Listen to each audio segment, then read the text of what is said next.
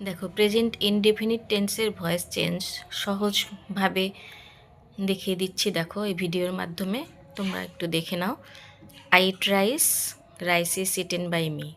তোমরা জানো সাবজেক্ট আইটা মি হয়ে গেছে অবজেক্ট, আর রাইসটা অবজেক্ট ছিল সাবজেক্ট হয়ে গেছে।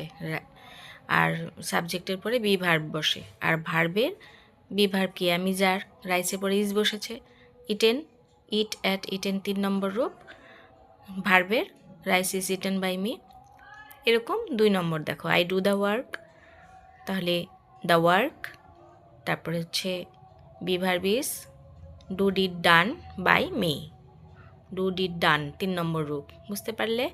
আর আই থাকলে মি।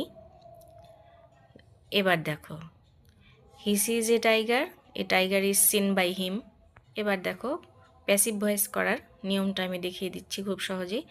সাবজেক্ট প্যাসিভ ভয়েসে অবজেক্ট হয়, আবার অবজেক্টটা প্যাসিভ ভয়েসে সাবজেক্ট হয়, আর ভার্বের 3 নম্বর রূপ বসবে, যেমন eat ate eaten, see saw seen 3 number রূপ। জানো তোমরা সবাই, তাও এটার মাধ্যমে দেখলে তোমাদের একটু সহজ মনে হবে।